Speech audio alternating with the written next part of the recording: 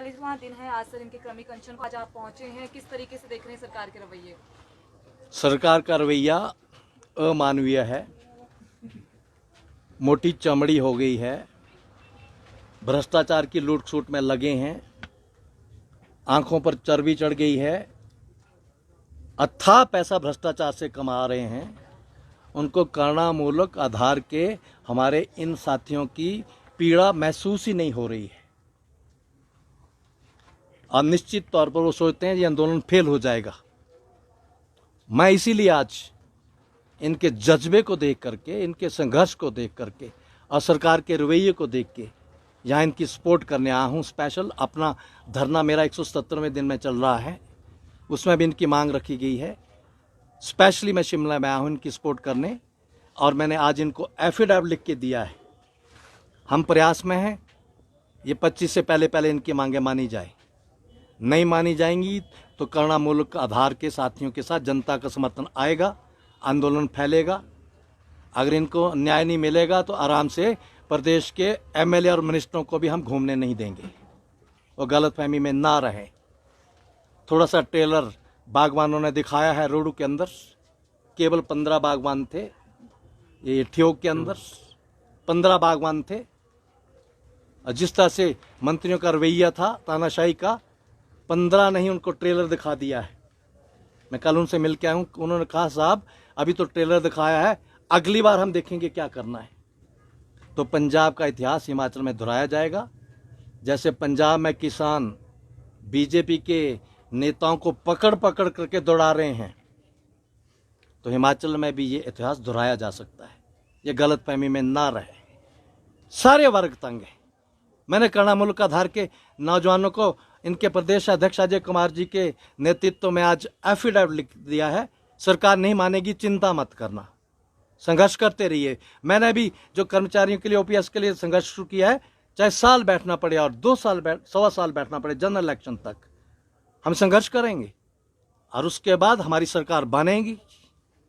सरकार बनने के 24 घंटे के अंदर अंदर, जहां हमने कहा हम ओपीएस लागू करेंगे, वहां 24 घंटे के अंदर अंदर ही करुणामूलक आधार के 5000 इन सारे लोगों को रोजगार का हम नोटिफिकेशन जारी करेंगे, आदेश जारी करेंगे। ये हमने कहा हुआ है। 2 लाख बेरोजगारों को रोजगार पहले साल में देंगे। किसानों बागवानों के लिए भी हमने योजनाएं सोची है। तो इसलिए आज मैं अपनी ओर से, पार्टी की ओर से और जनता की ओर से करुणामूलक आधार के इन सभी साथियों को खुलेआम समर्थन देने आया हूं। और समर्थन का मतलब है राजन सुशांत जो वचन देता है वो वचन निभाता है। ये सब मेरा इतिहास रहा है। सर इस बार में अगर कहिए कि 47 दिन इन्हें आज हो चुके हैं, प्रशासन से भी मिल चुके हैं कई बार, कभी कमेटी का हवाला दिया जाता है, कभी आश्वासन दिया जाता है कि इतना समय, लेकिन अभी भी जो ठोस नीति वो प्रशासन की तरफ से नहीं बनाई गई है। इस चीज़ को लेकर क्या कहना है सर आप? मेरा इस बारे में कहना है कि मुख्यमंत्री विवेकहीन है, दिशाहीन है, और कई बार तो मुझे कहना पड़ेगा ज्ञान और अनुभवहीन भी है। वो सोचते हैं पिछले जन्मों के कर्म अच्छे किए हैं, सीट मिल गई है, आनंद लो, 1 साल और भी काट लो। दूसरों का दर्द उनको मालूम है ही नहीं। और मैं इनसे प्रार्थना भी करने, आग्रह भी करने आया हूँ अपने नौजवानों से, जितना मिल लिए, आज के बाद मिलने की ज़रूरत है नहीं। आपको नहीं है ज़रूरत इनसे मिलने की। यह मुख्यमंत्री तो इतना असंवेदनशील और ढीठ है। अरे हमसे बहुत बाद राजनीति में आए हैं, ये बहुत बाद। मैं जब सेकंड टाइम एमएलए था तब ये केवल विद्यार्थी परिषद के विस्तारक थे, आप अंदाजा लगा सकते हैं। भाग्य ने कुर्सी पर बैठाया है। मेरा अलग दल है, मैं धरने पर बैठा हूं। 177 दिन हो गए। मुख्यमंत्री इस दौरान 2 बार जाते हैं। फतेहपुर के पुल के एक और मेरा धरना है, और फतेहपुर के पुल के दूसरे और 200 मीटर पर रेस्ट हाउस है। मुख्यमंत्री 2 बार वहां आके चले गए। इतना शिष्टाचार नहीं है, इतनी अकल नहीं है कि आपने मांगे माननी है, मानो, नहीं माननी ना मानो।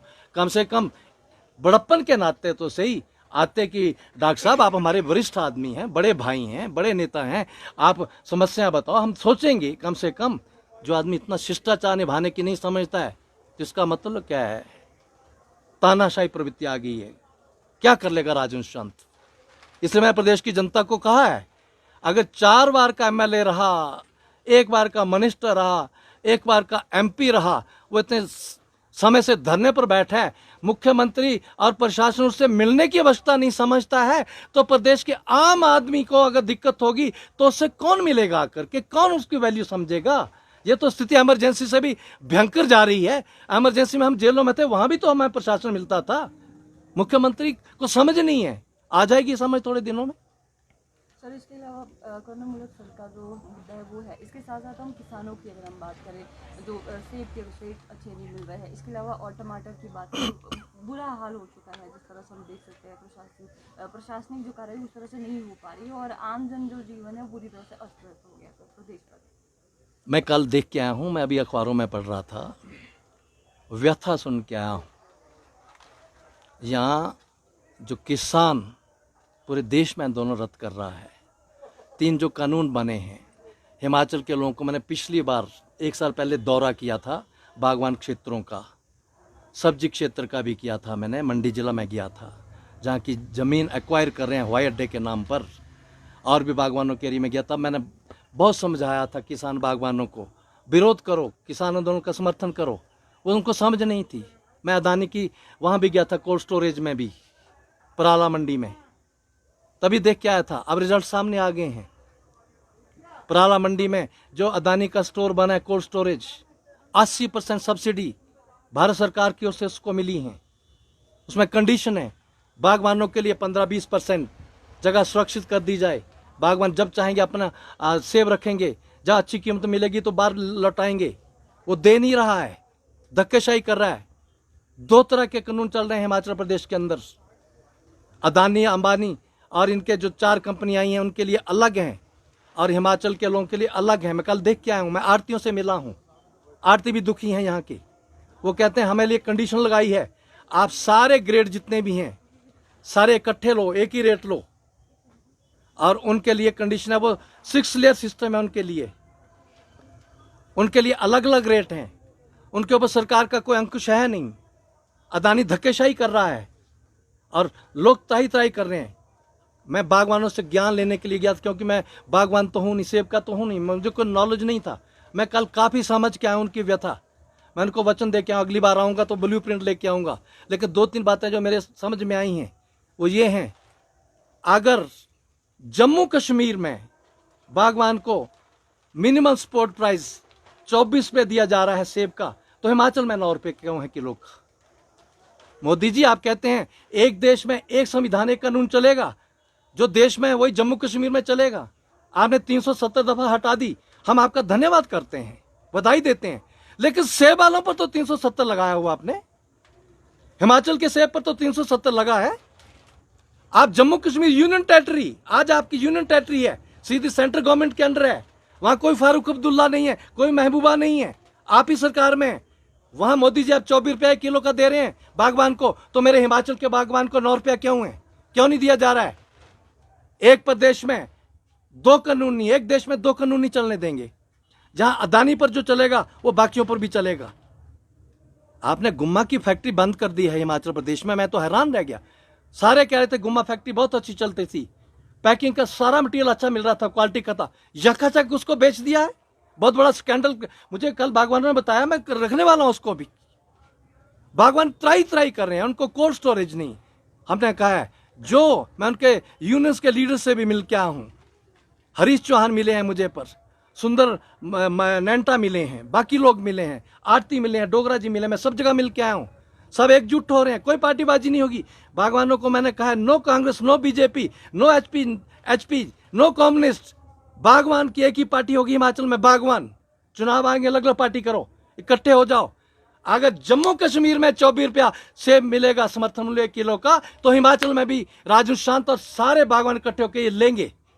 और ऐसे ही कार्टून के फैक्ट्री भी हम बनाएंगे, कोल्ड स्टोरेज। क्यों अदानी को हमने ठेका देना है? क्या यहाँ के नौजवान कोऑपरेटिव सोसाइटियां बना के अपने कोल्ड स्टोरेज नहीं खोल सकते हैं? क्या 80% सब्सिडी उनको नहीं दी जा सकती है? क्या उनके मार्केटिंग अरेंजमेंट नहीं किया जा सकता है? ये सारी व्यवस्था 10,000 करोड़ रुपए की है। 10,000 करोड़ की अर्थव्यवस्था जुड़ी है केवल सेब के साथ। हजारों लोग जुड़े हैं इस रोजगार में। तो इसके लिए व्यापक प्रबंध सारे प्रबंध करने के लिए, जो अन्याय है उसको हटाने के लिए शीघ्र ही ब्लूप्रिंट बना के मैं शीघ्र ही हिमाचल के बागवानों के इलाकों में आऊँगा, सब पार्टियों के नेताओं से मिलूंगा, बागवानों से मिलूंगा और इनका हक दिलाने के लिए प्रयास जारी करेंगे। सर, एक और जिस तरह से बागवानों को दाम नहीं मिल रहा है, सेब का समर्थन मूल्य नहीं मिल रहा है, वहीं पर दूसरी ओर सरकार अब स्वर्णिम रथ यात्रा करने जा रही है, तो आपको इस स्वर्णिम रथ यात्रा को किस प्रकार देखते हैं? स्वर्णिम रथ यात्रा को देख रहे हैं कि कोशिश कर रहे हैं कि लोगों को भ्रमित करें, शायद लोग मूर्ख हैं, इनको मालूम नहीं है इस बार निकलेंगे तो होगा क्या। मैंने कहा है नो उपचुनाव, नो स्वर्णिम रथ यात्रा, नो जयराम, नो हेलीकॉप्टर, ये होगा इस बार। और मैंने कहा इशारा समझ जाए तो अच्छा है, जो पंजाब में हो रहा है हिमाचल में हो जाएगा शुरू, यही मैं कहना चाहता हूँ। बाई इलेक्शन की अगर हम बात करें सर, जो डेट है वो आगे एक्सटेंड करें, अभी आपने कहा अभी कि 3-4 जो कारण है यहाँ पर सरकार की तरफ से दिए गए थे, क्या कहना चाहेंगे सर? मैं कहना चाहूँगा कि इन्होंने 4 कांड दिए हैं उपचुनाव स्थगित करने के, चारों को मैं रिजेक्ट कर रहा हूँ। यहाँ कोरोना निरंतर नीचे आ रहा है, यहाँ कोई भूस्खलन नहीं है बहुत ज़्यादा, सारे इलाकों में सेब सीज़न भी नहीं है, और सेब सीज़न भी 15 अक्टूबर तक है, मैं कल समझ आया हूँ, तो 15 अक्टूबर के बाद करवा लीजिए। तो इसलिए कारण कोई भी नहीं है, डरे हुए हैं, झूठी घोषणाएं करोड़ों अरबों की कर रहे हैं, लेकिन लोग अब इस बार मूड में है कि एक बार चुनाव तो आने दो। तो लोग जयराम जी को हेलीकॉप्टर से उतार के धरती दिखाने के मूड में हैं, और ये धरती देखने के मूड में नहीं है, वो सोचते हैं 1 साल निकल जाए, ये कारण है।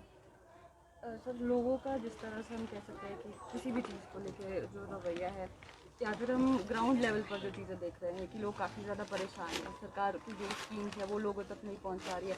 बाई इलेक्शंस को, इलेक्शंस की जो डेट है एक्सटेंड करने का, कहीं यही एक कारण तो नहीं हम कह सकते हैं कि ये एक मतलब वो एक बहाना बनाएगा कि 3 इस तरह से जो उन्होंने कहा है कि हिमाचल में इस तरह की स्थिति है, इसलिए डेट आगे एक्सटेंड कर दी गई है। क्या क्या बहाना बता रहे? बाई इलेक्शन जो होने वाले हैं ना सर, लोगों से समर्थन उन्हें नहीं मिल पा रहा। हाँ, ये क्या आपको ये चीज़ लगती है कि लगती नहीं है, यही सच्चाई है, यही सच्चाई है कि चारों के चारों उपचुनाव हार रहे हैं। मुख्यमंत्री जी को समझाया गया है कि 4 उपचुनाव हारेंगे तो अगले दिन मुख्यमंत्री बदल जाएगा, तो इसलिए ढीठ बन के झूठे तर्क दे के उपचुनाव मत कराओ तो 1 साल तो मिल जाएगा। और ये है जी, आपकी पार्टी सर आगे विधानसभा की अगर हम बात करें कि आपकी तरफ से जो उम्मीदवार है उनके लिए तैयारी की जाए? निश्चित तौर पर हमने रजिस्ट्रेशन के लिए अप्लाई किया है, बहुत जल्दी हमारी पार्टी रजिस्टर्ड हो जाएगी और 68 की 68 सीटों पर इलेक्शन लड़ेंगे और सरकार बनाएंगे।